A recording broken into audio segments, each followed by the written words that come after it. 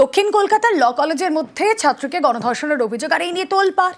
আর এই পরিস্থিতিতে কর্তৃপক্ষ জানিয়ে দিল সাউথ ক্যালকাটা ল কলেজ অনির্দিষ্টকালের জন্য বন্ধ। এই কলেজের পরিবেশ পঠন পাঠন নিয়ে পড়ুয়াদের ভুরি ভুরি অভিযোগ, এর তালিকাও তারা তৈরি করে ফেলেছেন। সাংবাদিক বৈঠক করে পড়ুয়ারা জানিয়েছেন উপাচার্যকে সমস্ত অভিযোগ তারা জানাবেন।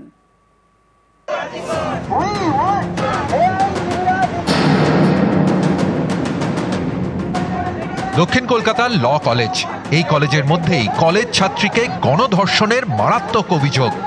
এ নিয়ে গত কয়েকদিন ধরে জোর শোরগোল। এরই মধ্যে ল কলেজ অনির্দিষ্টকালের জন্য বন্ধ করে দেওয়া হলো। রবিবার কলেজের ওয়েবসাইটে কর্তৃপক্ষ জানিয়েছে, গভর্নিং বডির সিদ্ধান্ত অনুযায়ী পরবর্তী নোটিশ দেওয়া না পর্যন্ত কলেজ বন্ধ থাকবে। আমাদের classes should be regular because our subject is very tough, so we want the classes should be regular. As a student, we want our educational system to be functional. এই কলেজের পরিবেশ পঠন পাঠন নিয়ে পড়ুয়াদের ভুরি ভুরি অভিযোগ।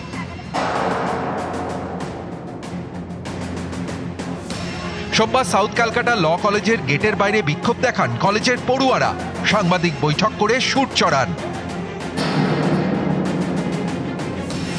পড়ুয়াদের দাবি, কলেজ ক্যাম্পাসকে রাজনীতি মুক্ত রাখতে হবে। ক্যাম্পাসকে বাইরের রাজনৈতিক চাপ থেকে কলেজকে মুক্ত করতে হবে। কলেজে ছাত্র নির্বাচন করাতে হবে। কলেজে পড়ুয়াদের নিরাপত্তা নিশ্চিত করতে নতুন কমিটি তৈরি করতে হবে। পড়ুয়াদের অভিযোগ খতিয়ে দেখার কমিটিকে সক্রিয় করতে হবে। সিসি ক্যামেরার নজরদারি বাড়াতে হবে। গাফিলতি হলে তার দায় নিতে হবে কলেজ কর্তৃপক্ষকে। সেই ঘটনাটা ঘটেছে, সেই ঘটনাটা সিঙ্গেল হ্যান্ডেডলি নিরাপত্তার অভাব বোধ করানোর জন্য যথেষ্ট। একজন সিকিউরিটি গার্ড আছে, সে আইডি কার্ড চেক না করে কলেজের স্টুডেন্ট ওকে অনেকবার বলা হয়েছে যাতে এটা না করা হয়। সাউথ ক্যালকাটা ল কলেজের পড়ুয়ারা আরও বেশ কিছু দাবিতে সরব। যেমন, পড়াশোনার সঠিক পরিকাঠামো ফিরিয়ে আনতে হবে। প্রতিদিন রুটিন মতো যাতে ক্লাস হয় তা নিশ্চিত করতে হবে। ইউনিয়ন রুমে নিরাপত্তা নিশ্চিত করতে হবে।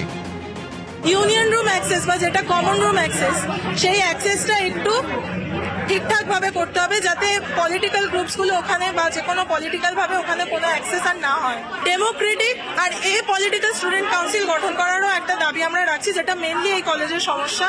আমরা স্টুডেন্টস, আমাদের এডুকেশন প্রচুর ভাবে কম্প্রোমাইজ। সবকিছুই হচ্ছে খালি এডুকেশন ছাড়া, ক্লাসেস হচ্ছে না, সামনে পরীক্ষা, মুড কোর্টসও হয় না, হয় না, ডিবেট হয় না, রেগুলার হয় না, বায়াসড ভাবে হয়, যা হয় বায়াসড ভাবে হয়। নিউজ 18 বাংলা।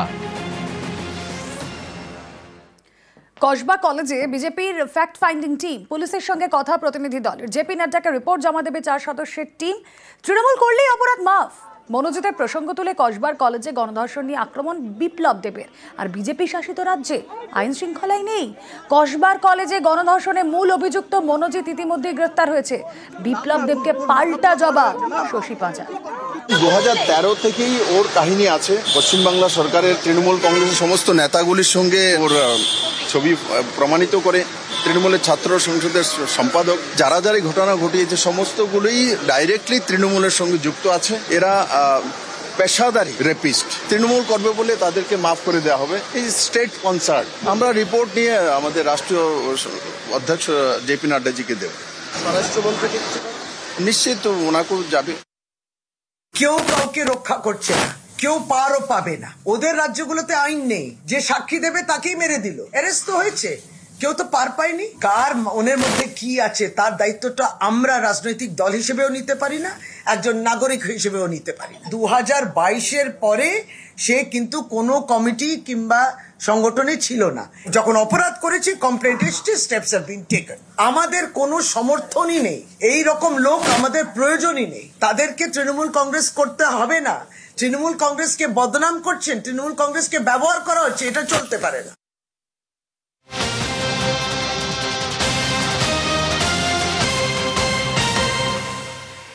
এই মনোজিৎ মিশ্র কে ছিল? এই মনোজিৎ মিশ্র ছিল প্রাক্তনী। তাহলে তার হাতে কলেজের রাশ কি করে থাকে? ছাত্র সংগঠন ঘিরে এবার প্রশ্ন তৃণমূলে। প্রাক্তনীর হাতে কিভাবে কলেজ ইউনিয়নের রাশ? ল কলেজে গণধর্ষণের পর প্রশ্ন তৃণমূলের অন্দরে। কথা বলবো আমাদের প্রতিনিধি আবির ঘোষাল রয়েছেন সঙ্গে। আবির, কলেজের প্রাক্তনী মনোজিৎ মিশ্র, তার এহেন আচরণ এটা প্রথমবার নয়, এর আগেও হয়েছে। তাহলে কি সর্বময় কর্তৃত্বের কাছে, উপর মহলের কাছে এরকম কোনো বার্তা যেত না?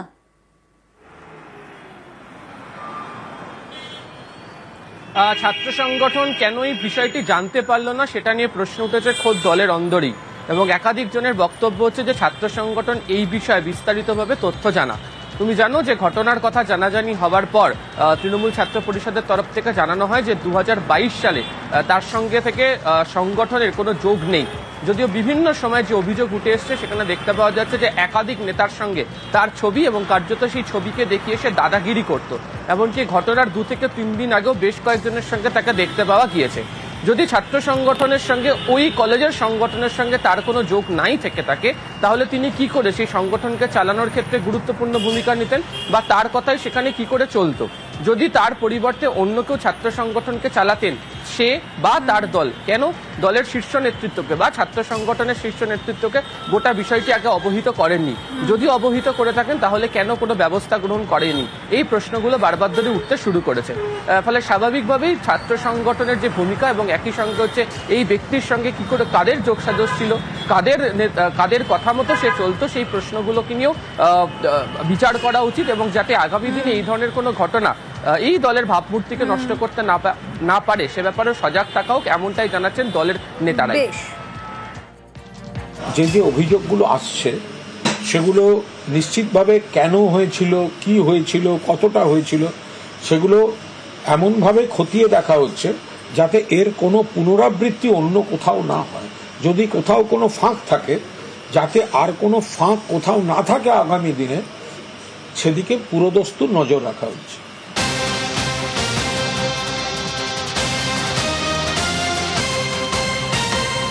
এবার কার্তিক মহারাজের কথায় আসি। কার্তিক মহারাজকে নোটিশ পুলিশের। কার্তিক মহারাজকে নবগ্রাম থানায় তলব। ধর্ষণের অভিযোগে কার্তিক মহারাজকে তলব। কাল সকাল 10টার মধ্যে হাজিরার নির্দেশ। কাজের টোপ দিয়ে ধর্ষণের অভিযোগ। ডিটেল জানবো, প্রতিনিধি প্রণব রয়েছেন সঙ্গে। প্রণব, দেখো, আজকে সকালবেলাতেই তোমার নবগ্রাম থানার একটি পুলিশের তদন্তকারী দল তারা বেলডাঙ্গার যে কার্তিক মহারাজের যেখানে আশ্রম রয়েছে, ভারত সেবাশ্রম সংঘ, সেখানে যায় এবং একটি নোটিশ দিয়ে আগামীকালই তাকে সকাল 10টার মধ্যে যে থানার মধ্যে ডেকে পাঠানো হয়েছে। যদিও কার্তিক মহারাজ কলকাতায় আছেন বলে কিন্তু আশ্রম সূত্রে আমরা জানতে পারছি কয়েকদিন আগেই কিন্তু এক মহিলা নবগ্রাম থানায় এসে অভিযোগ করেছিলেন তাকে কাজের বিনিময়ে তাকে ধর্ষণ করা হয়েছিল এবং জোর করে গর্ভপাত করানো, তার বিরুদ্ধে চাঞ্চল্যকর অভিযোগ নিয়ে এসেছিল, অভিযোগ করেছিলেন। তারই পরিপ্রেক্ষিতে কিন্তু ডেকে পাঠানো হয়েছে। তবে আগামীকাল তিনি উপস্থিত থাকছেন কিনা তা কিন্তু কিছু জানাননি তিনি। এই যে ফ্যাক্ট ফাইন্ডিং কমিটি এসছে, তারা তো ওই মহিলা অবধি পৌঁছচ্ছে না কেন? ফ্যাক্টের সমর্থন করতে হবে, তাকে তো তার পাশে থাকতে হবে যে হ্যাঁ মা তুমি ভয় পেও না, কার্তিক মহারাজ হলেও, সে বিজেপির সমর্থক হলেও তবুও আমরা ফ্যাক্ট ফাইন্ডিং মেশিন থেকে এসছি, আমরা কিন্তু আপনার পাশেই থাকবো। এই ফ্যাক্ট ফাইন্ডিং কমিশনও পৌঁছয়নি ওর অব্দি। আর নবগ্রাম পুলিশ আইনের মতো আইন তো আইনের পথে চলবে। প্রবীণ প্রতিবাদীকে রাস্তায় ফেলে জুতো পেটা। খড়গপুরের ছবি দেখাবো। প্রতিবাদী বাম নেতাকে বেধড়ক মারধর করে গায়ে ছেটানো হয় কালি। অভিযোগ স্থানীয় তৃণমূল নেত্রীর বিরুদ্ধে। প্রতিবেশীর সঙ্গে জমি নিয়ে বিবাদ নেত্রীর। প্রতিবেশীর বাড়ির পাঁচিল ভাঙার অভিযোগ। প্রতিবাদ করায় প্রবীণ বাম নেতাকে মারধর। আক্রান্ত প্রবীণ প্রতিবাদী অনিল দাস। আমার পাড়ার একটি কেবিল অপারেটর যার নাম হচ্ছে রাজেশ, তার ওয়াইফ দুর্গা সাহু তার ঘরের পায়খানা বন্ধ করে দিয়েছে, দেওয়াল ভেঙে দিয়েছে। সেই ব্যাপারকে কেন্দ্র করে আমি তার সঙ্গে এসে থানায় কমপ্লেন করেছিলাম। সেই অভিযোগের ভিত্তিতে পুলিশ ইনকোয়ারি করেছিল এবং সেই জন্য এইটা করা হলো যাতে কারো উপরে কেউ অত্যাচার করলে যে প্রতিবাদ করবে তাকে প্রাণে মেরে ফেলো। আমি প্রশাসনের কাছে দাবি করব 12 ঘন্টার মধ্যেই 4 জন যেন অ্যারেস্ট হয়। 12 ঘন্টা পর আমরা বামপন্থীর পক্ষ থেকে বৃহত্তর লড়াইয়ের জন্য আমি প্রস্তুতি নেব। আমি খরিদাবাজার থেকে সোজা যাচ্ছিলাম বাড়ি, রাস্তায় দাঁড় করিয়ে রাস্তায় ফেলে এইসব করা হয়েছে। 3 জনের কাছ থেকে 50,000 টাকা করে টাকা নিয়েছে 2 বছর আগে। ওদেরকে নাকি কাজে দেবে, কোথায় দেবে? আইআইটিতে দেবে, রেশমিতে দেবে। এবারে বেচারি যখন দেখছে কাজ পাচ্ছে না তো ও যাচ্ছে বারে বারে। টাকা নেওয়ার জন্য কি আপনি ধরে মারধর করেছেন? না, টাকা নেওয়ার জন্য হয়েছে। তারপরে আমাদের মাননীয় মুখ্যমন্ত্রীকে কুরুচিকর মন্তব্য করেছে। ও বলছে আমার পার্টি করতে হবে। এবারে ওরা করতে চাইছে না, ওদের উপর প্রেসার করছে। এরা পার্টিকে জানিয়েছিলেন এই ঘটনাগুলো যে ঘটছে? না, এটা যেটা হয়েছে আমরা তো পার্টিকে জানানো হয়নি, জানাবো। যদি আমি দোষ করে থাকি, যদি আমাকে অ্যারেস্ট করবে, আমি অ্যারেস্ট হতে রাজি। যে যেমন কাজ করবে মার খাবে। ইতিমধ্যেই এই স্থানীয় তৃণমূল নেতা, অভিযুক্ত তৃণমূল নেতা, তাকে বেবি কোলেকে শোকজ করা হয়েছে।